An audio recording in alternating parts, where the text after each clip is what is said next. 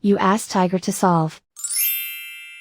This deals with linear equations with one unknown.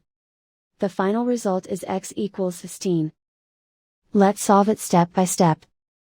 Group all constants on the right side of the equation. Add 32 to both sides. Simplify the arithmetic.